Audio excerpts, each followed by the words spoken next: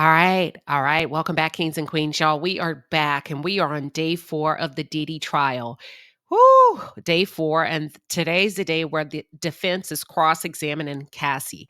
And let me just say this, I know this is going to be a tough day for her. You can ask any victim of a crime, of abuse, whatever it is.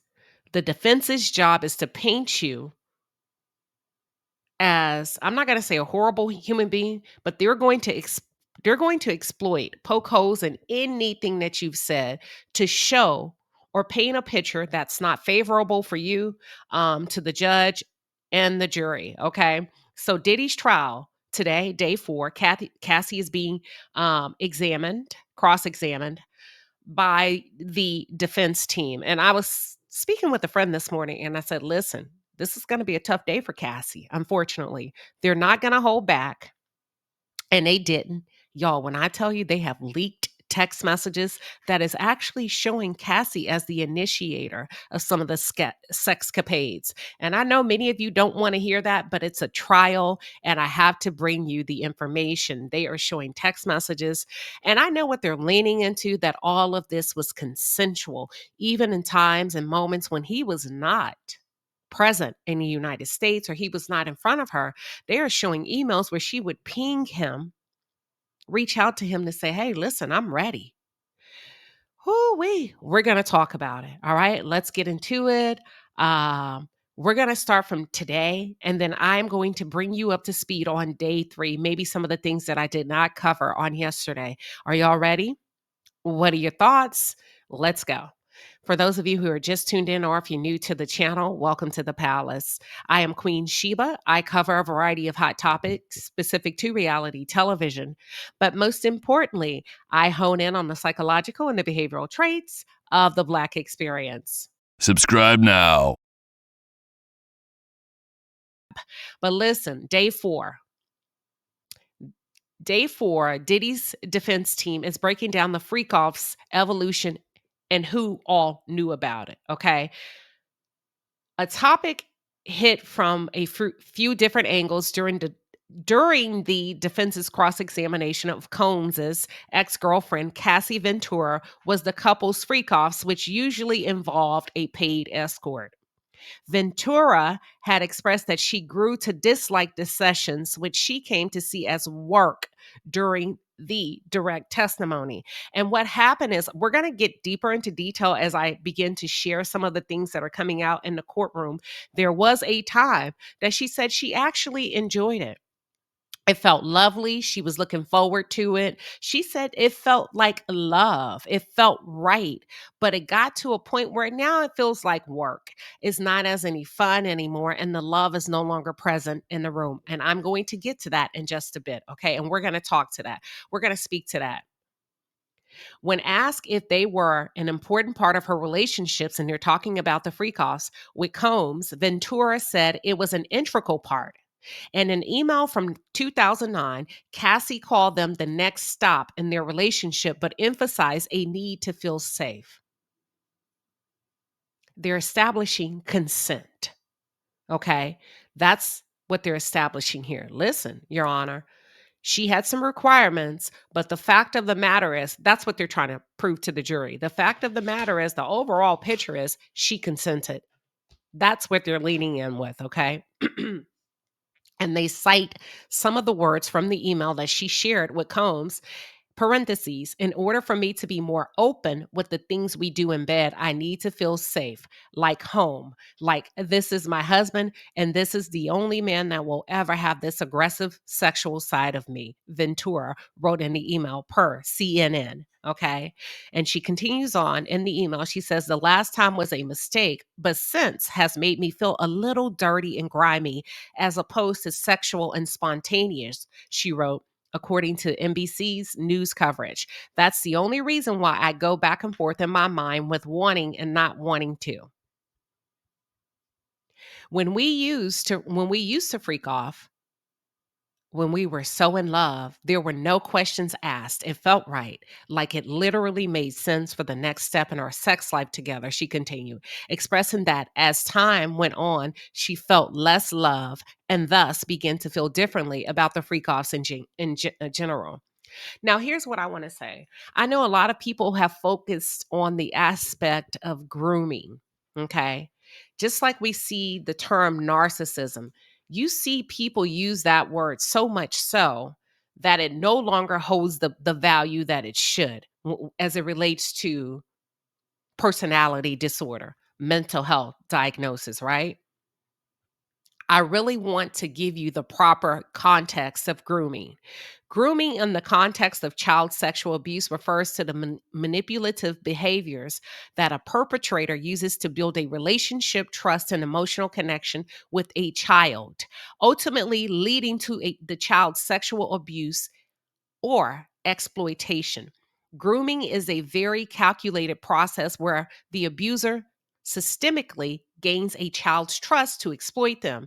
It's a form of manipulation, y'all, and a precursor to child sexual abuse. Abusers may also build relationships with the child's family or friends to appear trustworthy. How does grooming really work? They target vulnerabilities in kids. Abusers often target children who may be more vulnerable due to unstable home environments, low self esteem, or a need for attention. Building trust. They build a relationship by showing excessive attention, giving gifts, sharing secrets, and making the child feel special. They often isolate the child. That's where it's called isolation. And abusers may try to isolate the child from their support network, creating opportunities for unsupervised access and making the child more dependent. Okay. Grooming can happen online, it can happen in person. Now, here's the $1 million question. Does grooming only apply to children, or can it be associated with adults? The word can only refer to a child, y'all. Hold on. No, I made a mistake. Give me 1 second. Give me 1 second. No, that's what I wanted to say. Please pardon me. So there's a debate that goes on social media. Oftentimes, grooming applies mostly to children. And because of that, you've heard people say, you can't groom an adult, that only applies to children. Well, I just want to share with you that's incorrect. Grooming does not only apply to children. While it's often associated with child sexual abuse, grooming can also target vulnerable adults. And here's the reason why. Grooming, the foundational aspects of grooming is building trust and then exploiting your vulnerabilities. The perpetrators, whether they're targeting children or adults, seek to establish a connection and and to gain the victim's confidence. This can involve, like I said, flattery, love bombing, gifts, um, specialized attention and focus, and creating this world where you are the center, or you appear to be the center of their affection. And they create oftentimes this sense of a unique, special relationship with you. So I said that to say, with Cassie, there is the possibility that two things can be true at once. There may have been a time that he made her feel loved. He made her feel like this is the right thing to do. And this is what healthy couples do. So, what is perceived or can be perceived as consent is actually grooming. She was groomed to become, let's call a thing, a sexual slave, where she felt like love was present in the beginning. And slowly and slowly and slowly, he began to back up off of love and introduce more of a dominance and abuse. I'm sad to say this. Unfortunately, I don't think he ever loved her. I think there has always been the intention of making her a sex slave for his enjoyment, his entertainment. And oftentimes, when women connect sexually with men, period, it's very hard for them to be able to see the difference depending on the longevity of the relationship, um, and who the man is, right? But she says that's the only reason why I go back and forth with my mind in my mind with wanting and not wanting to do it. When we used to freak off, when we were so in love, Cassie, a sociopath cannot love you. Never have, never will. It felt like that, but he never loved you. But he may have pretended to get what he needed. But I truly believe that Diddy is a sociopath. Okay. And it's a mental health condition, y'all, in which a person consistently shows no regard for right and wrong and ignores the rights and feelings of others. And that's why I believe that he could be a sociopath, right? Even with the having his children in the courtroom. And I know some of you came in and you said, well, they left and they came in and out as they needed to. The fact of the matter is, let's just talk. The damn teenage girls should have never been there in the first place because this is such a heinous case regarding deplorable sexual behavior. Who in their damn right mind would want their girls to even be there? So I don't give a damn if they came and went. The fact that this sociopath, would feel like it's okay to expose them to even such information, it validates what I'm saying. He has a disregard for right and wrong, and he tends to ignore the rights and the feelings of others. The impact, how would my actions and my behaviors impact those around me? Okay. So basically, in the email, Cassie begins to express that as time went on, she felt less love in the freak-offs and thus began to feel differently about the freak-offs in general. Okay. Now, here's where it starts to get a little bit messy. Ooh, and you know it's going to. The defense showed texts, though, that appeared to express Cassie's enthusiasm, her interest in having a freak off. In one exchange from August of 2009, when Combs asked her when she wanted to freak off, Cassie replied, I'm always ready to freak off. Media outlets have reported that many of the text exchanges, which Cassie had to recite in court, I bet that was tough, were extremely graphic regarding examples of what she wanted to do. Okay. Now, I don't know how well her team prepared her for what she was up against. I'm assuming they did, and they said, listen, they're going to leave no stone unturned as it relates to your behavior in all of this. They're going to exploit everything you've ever said, everything you've ever done, every video, every audio. And not only that, your husband's going to be there and he's going to hear all of this.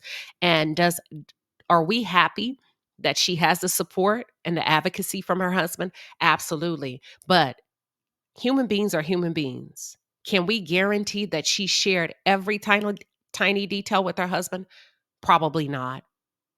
Did some things probably come out that she wish could stay locked and hidden and tucked away? Probably so. You know what I mean? But they reported that the texts were extremely graphic regarding examples of what she wanted to do. Yesterday, they focused on what he wanted. Today, the defense is saying, let's talk about what you wanted to do, the sexual behaviors that you initiated via text and email. And according to ABC7, defense attorney Anna Estavo had Ventura read her messages while Estavo read Combs's response.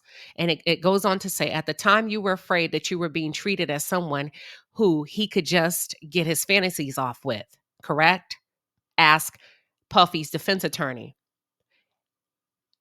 Cassie said that was a concern. And she had hoped that their relationship would develop more. So at some point, she started to realize, I think I am just a sex toy for this man. She said that while she and Combs enjoyed open communication, it felt that when it came time to talk about genuine emotions, it was usually a one-way street. She expressed her love, her appreciation for him, but that was not reciprocated.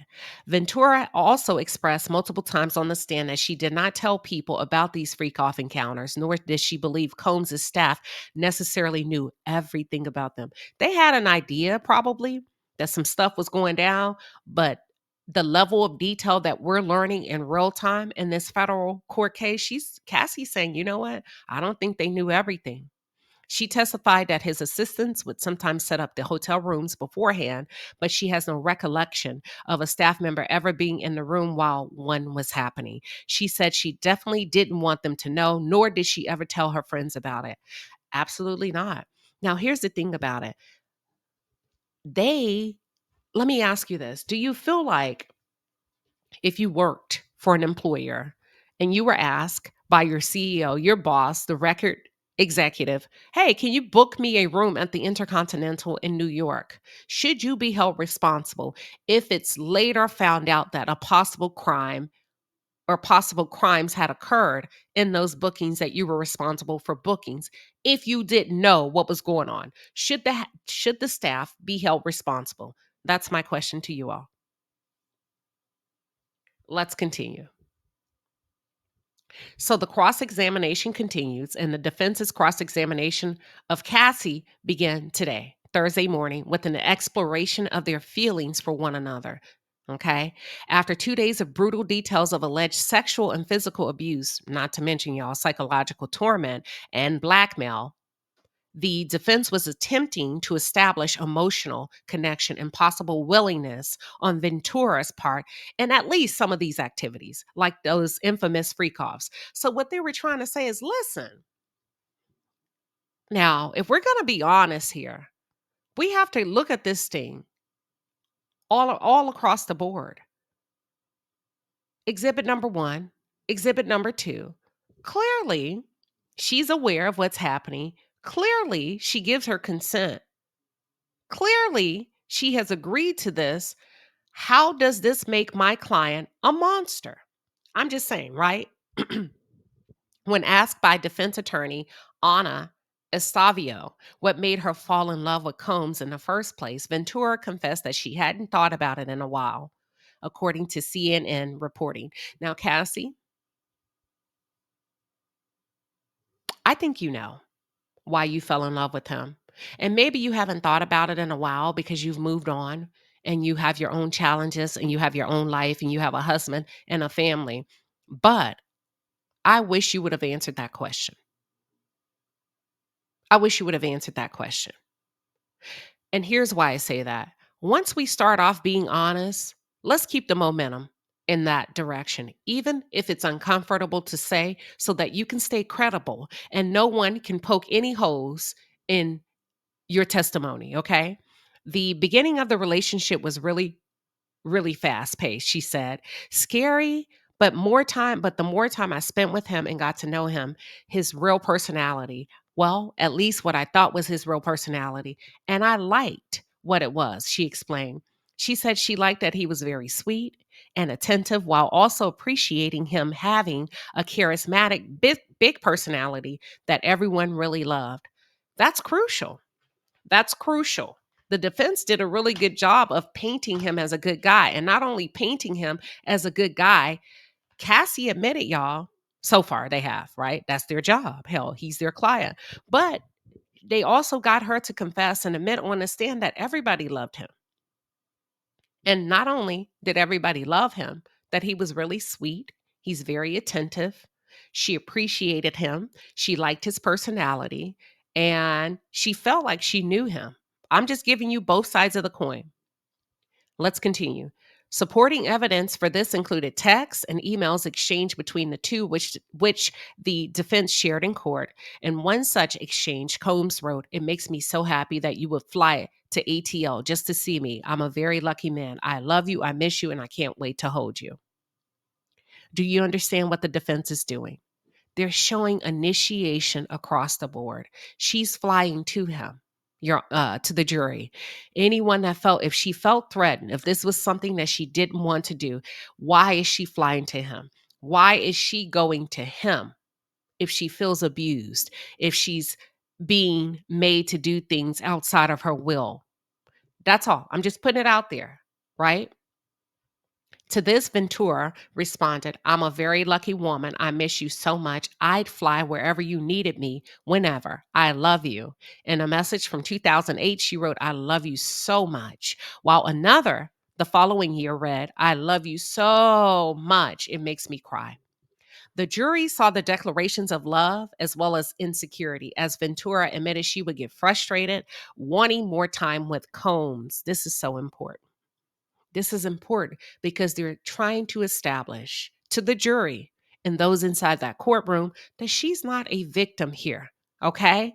This woman not only professed her love for him, she was willing to consent and agree to threesomes, swinging, and fly across the country to see him. And times when he was not available, or times when she thought that he may be entertaining other women, she became frustrated. She demanded more time with him. And then they go on to say, in one more message, she wrote, I haven't talked to you at all. I know you can take 3 minutes out of your day to talk to me, and you don't even try. You're in too much of a rush to get me off the phone. That's not being in a relationship with someone that you love and are in love with. Damn. Damn. Now, that's their job as the defense. And let me just remind y'all, I'm reading what's going down in the courtroom today, okay? These are not my words. I'm just honing in on the psychological and the behavioral traits.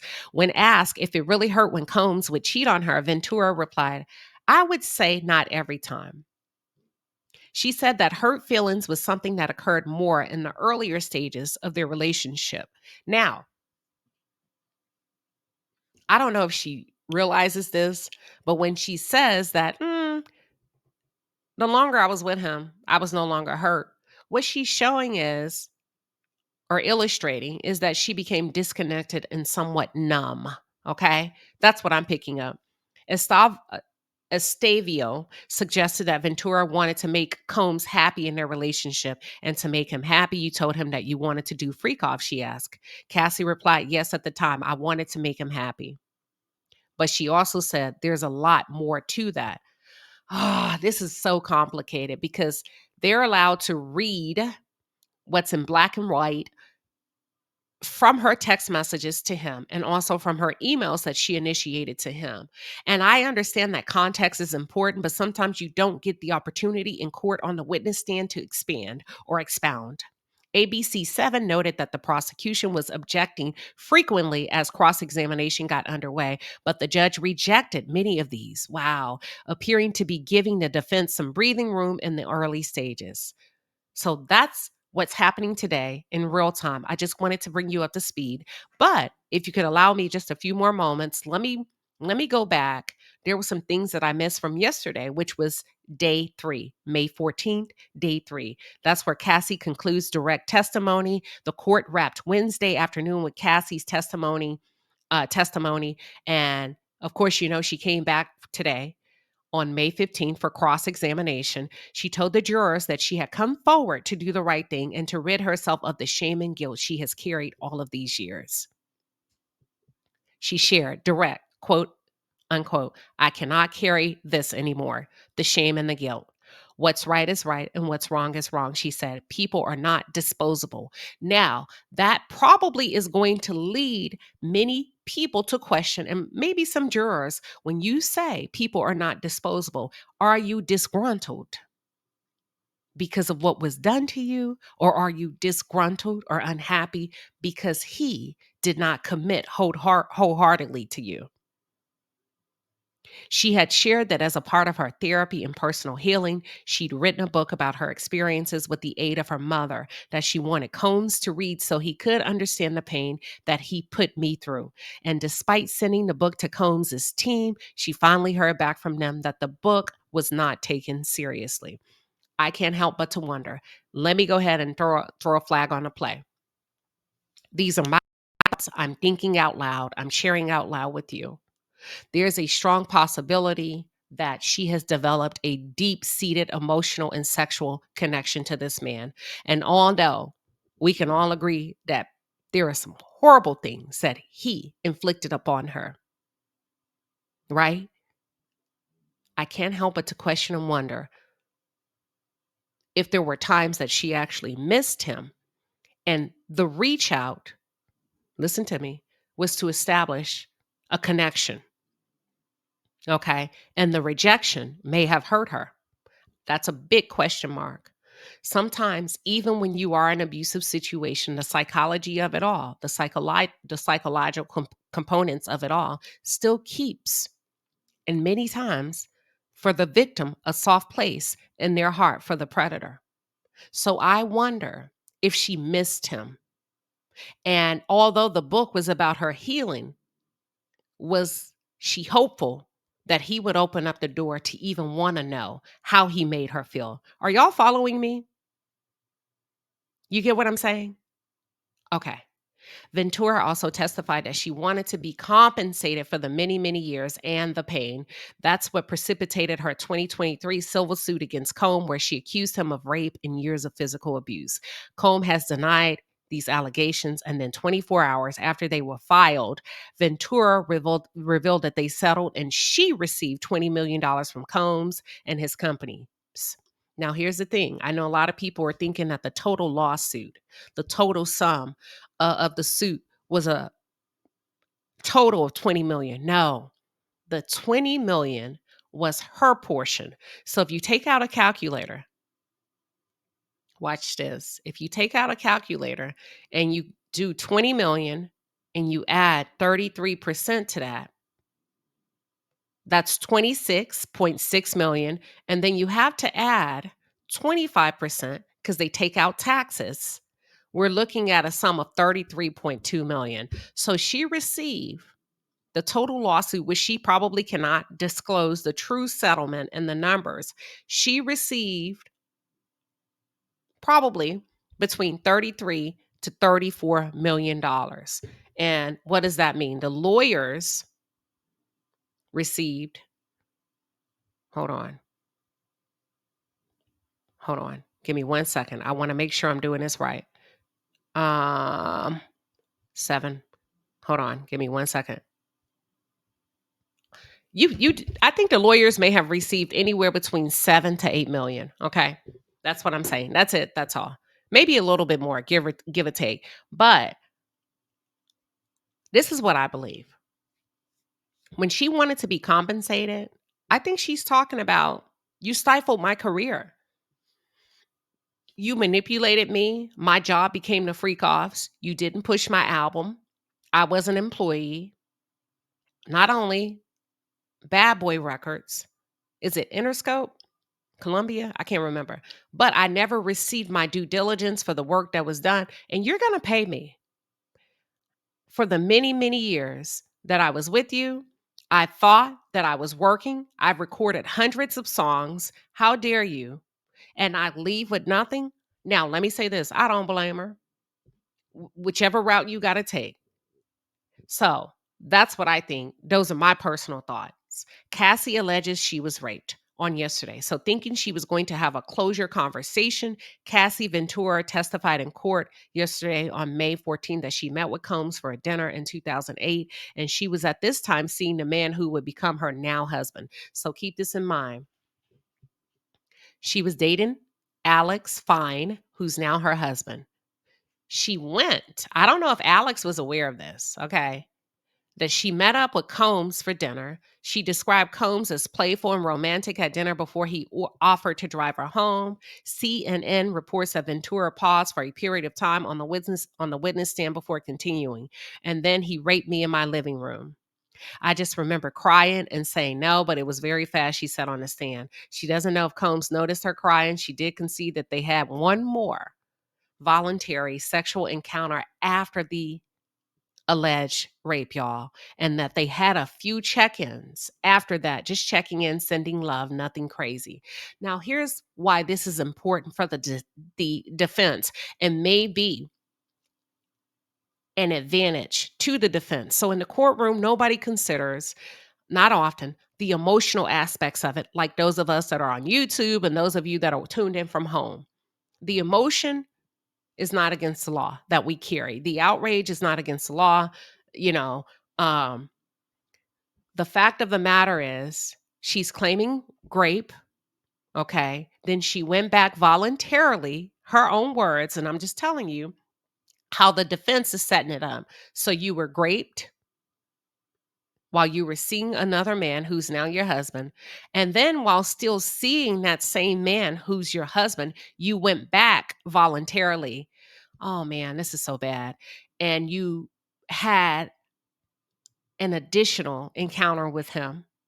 And then you continue to check in with him, sending love, nothing too crazy. What they're doing is they're painting a picture of promiscuity, not so innocent. And then they when asked why she would willingly have sex with him after Great, Ventura replied, per variety, right? That's the source. We have been together for over 10 years. You don't just turn feelings off that way. She said the last time they were in a room together before this trial was at Kim Porter's funeral in 2018. Is that good enough? Would that be a reasonable explanation to be able to sway and or win over the jury when asked, why did you go back? And she said, oh, I can't just turn my feelings off. That's why I went back and slept with him some more. Do you think this is going to have an impact on the decision that the jury may make? I don't know. Let's continue. She testified that Combs nevertheless continued to threaten her even after their relationship had ended, including asking to be reimbursed as the man asking including asking to be reimbursed as the man she would go on to marry. Alex Fine was her former personal trainer, meaning he was on Combs's payroll. If I was you, I would get me my money, Combs wrote her in a message from 2019, read out in court. When she pushed back at all Combs' message in all caps, you will not be threatening me. She said he went on to say, she had too many iPads full of skeletons, but she defiantly countered, do you want me to tell the truth? It's way deeper than iPads. I know that's right. Listen, let's continue. In court, she told the jury there was way more than freakoffs. There was abuse. There was many things that happened over our relationship. She said that it took her years to begin to overcome what she'd gone through, including going to rehab and getting clean from drugs, as well as attending trauma therapy in 2023. Let's pause. Why are we pausing, Queen Sheba? If the time frame is somewhat is accurate and final contact was cut off in 2018, we're talking 19, 20, 21, 22, 23. There was a delayed intervention for trauma therapy, drug rehab. So there was 5 years that she may have continued to utilize drugs. She may have continued to engage in unhealthy behaviors, right? She didn't address them. That's a long time. Is that a bad thing? No, I just want y'all to see the impact, the outcome of the trauma and how it's impacted her. So that's 2 years ago, y'all. We're in 2025. She just started going to therapy 2 years ago. She said she was suffering from flashbacks and SI. For those of you that are not familiar with SI, that's suicide ideation. She wanted to take her own life. The feelings became so overwhelming. She felt like there was no way out. I didn't want to she goes on to say, I did not want to be alive anymore at that point. A tearful Ventura said in court per CNN, I couldn't take the pain that I was in anymore. So I just tried to walk out the door into traffic and my husband would not let me. Woo! Damn. Even I have to pause and get my composure together. That's a lot. Imagine carrying all of that. And you know what I think may hurt the most for her? He discarded her like a piece of trash. He discarded her like a piece of trash. He never looked back. He never expressed any type of affection, admiration, recognition, nothing. It was like she was worthless. He realigned his roster. He had Young Miami up next. And if you go back to day number 2, she said that him being with other women would frustrate her, would make her jealous. And just think about all of the trauma that you go through, men urinating on you, having sores in your mouth, what is it, contracting UTIs, having to take opioids just to numb the pain. And then you look at me as if I am nothing to you. You don't even honor me as a human being. That is probably what pushed her damn near over the edge. I gave you everything. I gave you everything, and there's still a disconnect. You don't even see me. That is probably what weighs on her the most, in my opinion. I strongly believe. Let's go on. Cassie witnesses abuse of other people. Cassie Ventura said that not only was she a victim of abuse at the hands of Combs, which she claims was witnessed by many members of his staff, but she also witnessed him allegedly abusing others, including employees. She said that once she said that she once witnessed him punching someone in the head. On another occasion, she saw him allegedly drag his assistant out of her bed and onto the deck outside of her room after he resisted him trying to take her phone. After I think she said she resisted him trying to take her phone. It sounded like he ran a prison. In another alleged incident, Ventura says she woke up to Combs holding her friend over the balcony railing at her Los Angeles apartment. Wait a minute. She woke up to Combs holding her friend over the balcony railing at her Los Angeles home. I saw him bring her back over the railing of the balcony and then throw her onto the patio furniture, she testified. Ventura says she is still friends with this alleged victim. What was happening while you were asleep? What happened? I wish they would go into detail. So you were asleep. What happened between he and your friend that caused him to dangle her from the balcony? This is important because this would establish that this man is insane and he's also a menace to society, and the public will not be served with him being released from prison. We got to lock his ass up. She says another friendship, however, purportedly ended after a physical altercation with Combs in 2018. He came in, saw that we were going to do drugs, and he hit her in the head with a hanger, Ventura said, adding that the hanger was wooden. Diddy staff reacts to violence. They go on in her testimony yesterday on May 14th. Cassie Ventura said that the members of Combs' staff had witnessed him allegedly abusing her and that some told her that they had quit after witnessing it. She further said that after each incident of violence, she never saw any injuries on Combs, but she would have to recover for days afterwards, usually hiding out in a hotel room. Anytime he was physical, there would be at least some trace, she said, per CNN, a bruise or something. Now, here's the thing. I feel like that was a slight slip up, which may give the defense a small opening to establish mutual combat. Because what she said, after each incident of violence, he had no visible injuries, but I did. The defense may use this to say they were violent with each other, and which is why I believe they're also leaning into the consent and saying, hey, this is mutual combat, which I call BS, but I'm just laying it out there, okay? One incident detailed occurred in 2015 during which Ventura said she was beaten by Combs in one room while he hosted, y'all, a party in an adjoining room. He punched me, kicked me. I was trying to run away, and I made it into the bathroom, saying she hid under the toilet. Members of the Combs security and management teams finally came into the room, she said, where they saw her with black eyes and golf ball-sized knots on her forehead. She said the sight of her led one security guard to start crying. This is a lot. Where are the men? Where are the men that wouldn't give a damn and will beat his ass and come what may? Where are the men that says, you want to knot up a woman? I'm going to knot your ass up tonight. I'm going to leave up out this mofo. I don't give a damn if you send 50 men. The point is, I'm going to beat your ass like a man. Ain't no amount of money. Really? That's just food for thought. She said that she had to stay at his home almost a week after this incident to recover. At one point, Combs saw the extent of her injuries on FaceTime. Damn. Per Ventura's testimony, and told her to put more makeup on so his son would not see them. He didn't give a damn about her. He was more concerned that his son wouldn't see it.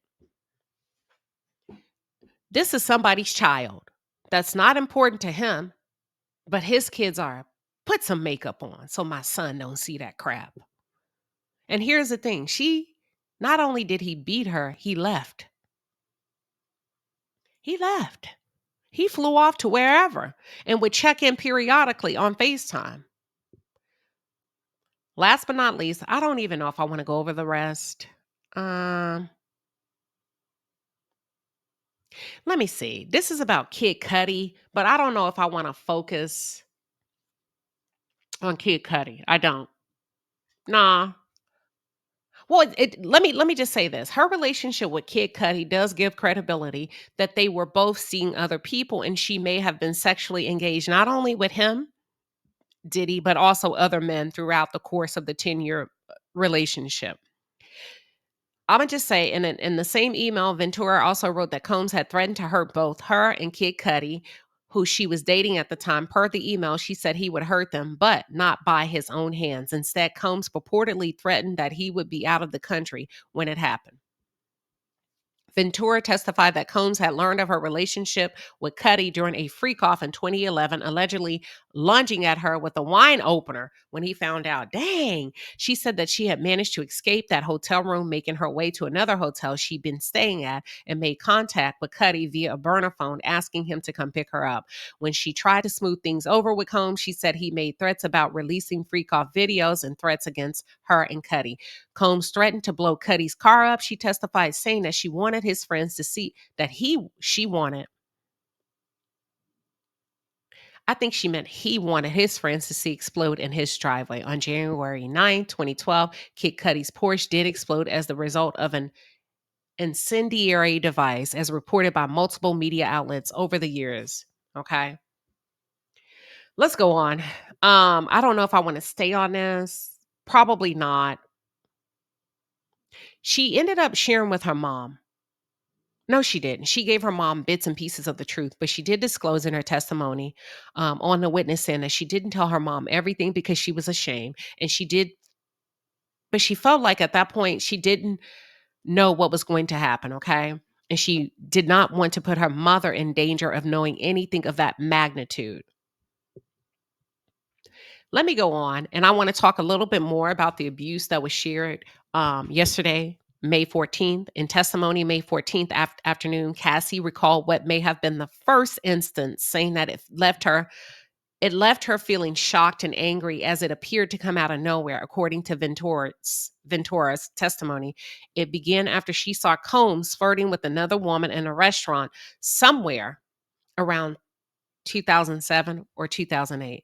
When another woman reportedly clocked Ventura noticing, she said she just shrugged her shoulders. Afterward, when they were in the car, Ventura said Combs abruptly hit me in the side of my head and I fell to the floor.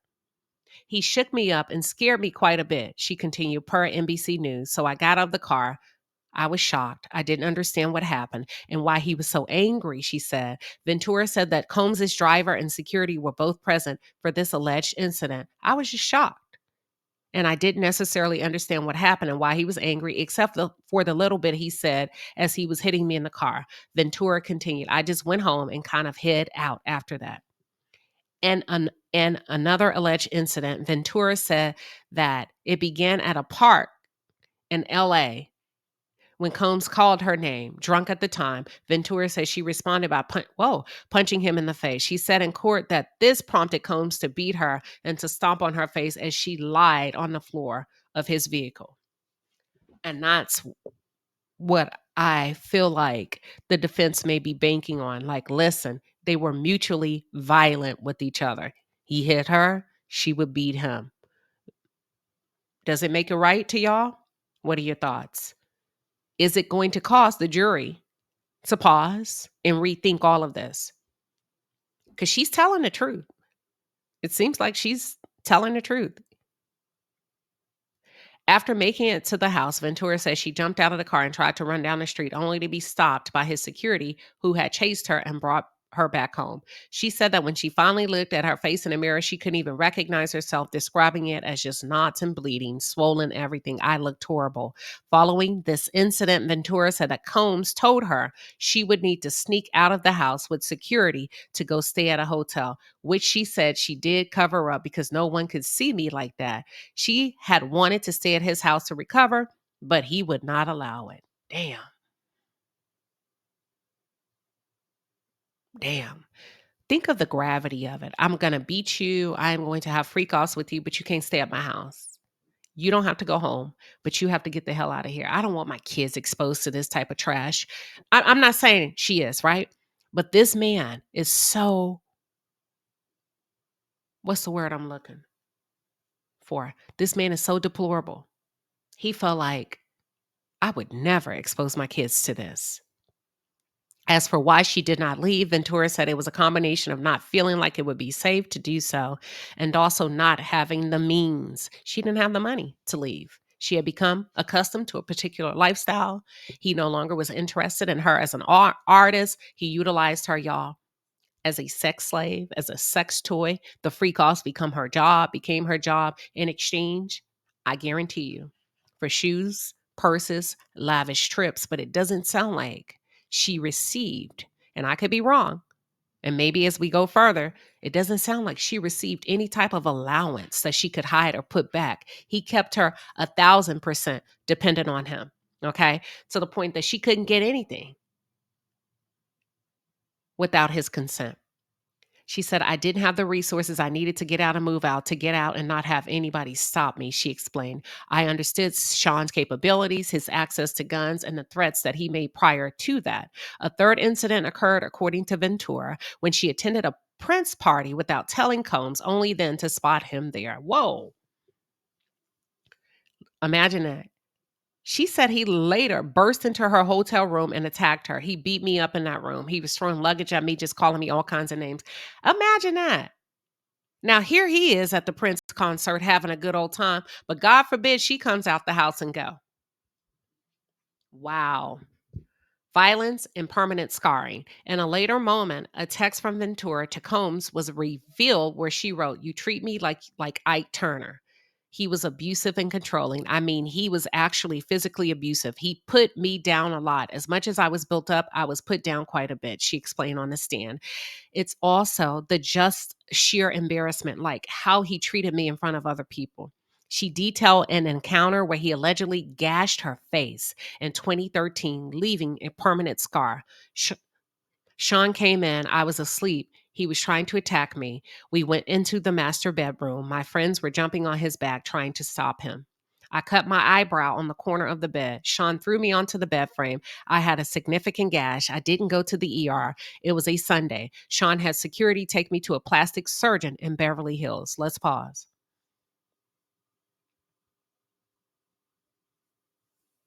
Damn. He must have been, listen. Now we know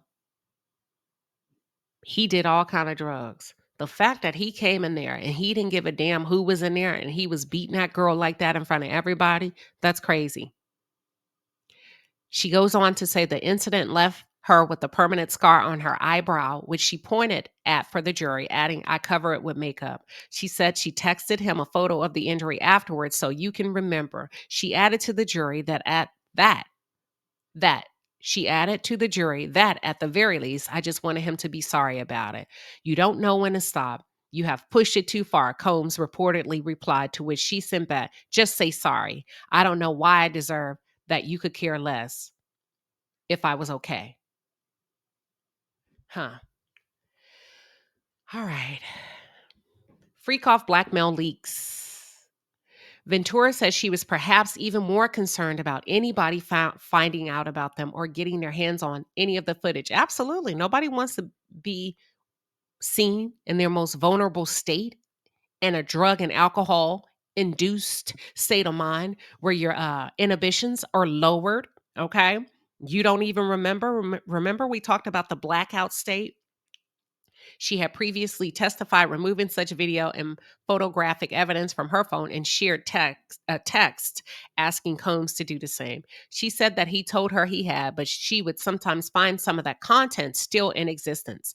In one instance, she said that it left her feeling trapped. She said she spotted Combs watching one of the videos on a commercial flight from Canes in 2013. This was after an argument they had purportedly had where he accused her of stealing drugs from him and kicked her off a friend's boat. So now he's treating her like a crackhead. Now he's treating her like a dope fiend, right? Now he's reduced her to the state of nothing, as if he's the drug dealer, she's the dope fiend, and he caught her stealing drugs from him. She said at the Canes, I'm talking about Canines, Canes Film Festival event, he gave her evil glares and would grab my leg and like squeeze my thighs as tight as he could. And I was wearing a beaded dress, so it was really painful. Wow. He really he really did the most, you all. He has used and abused this girl and began to become, uh, what's the word? Disgusted by her, it seems like. How dare you? Where he became disgusted by her. So not only do I believe we have a little bit of sociopathy here, but extreme narcissism. And at that time, okay, if we're thinking, I believe he began to want to. So that was 5 years before their final breakup, right? Because the last time they saw each other was in 2018. So if we think about that, she's halfway into this relationship with him, about 5, 6 years in, and now he's becoming disgusted with her. So he's looking to trade her in like a damn baseball card or something.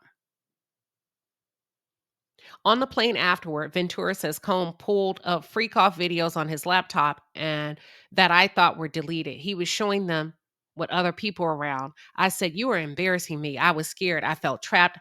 How do you get out of this situation? I felt trapped." According to Ventura, Combs told her that he was going to embarrass me and release them. It wasn't the time. It wasn't the time only. It wasn't the only time he would remind her that he had these videos when he was upset with her, according to NBC News, threatening to release them. This is a lot. She said typically the threats would come when he was mad about something. On Mad Day, she said that one time he was jealous of her dating another man and threatened to put out 2 embarrassing videos.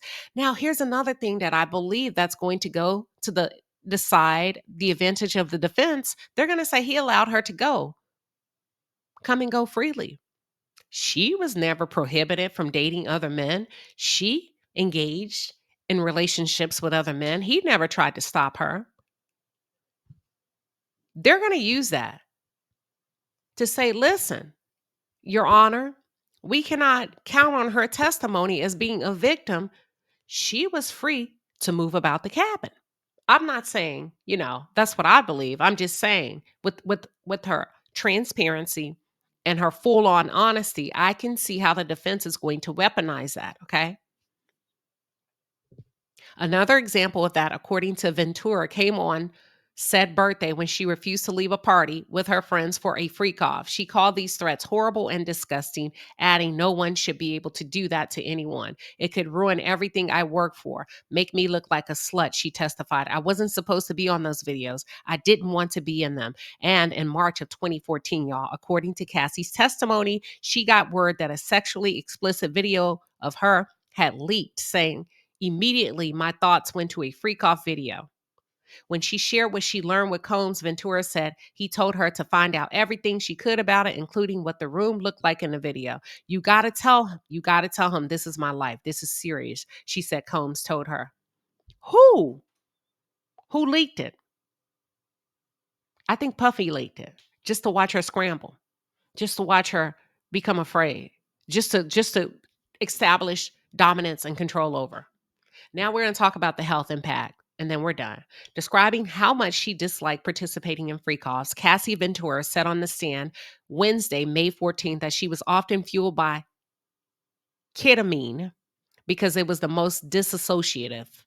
She said that she even tried to get out of one, meaning a freak-off, for her 29th birthday, but ultimately relented when Combs would not back down. She further shared that she had regular gastrointestinal issues. Oh, Lordy. Mouth sores and urinary tract infections from the freak-off encounters, and often during the freak-offs. Let's pause there for a second.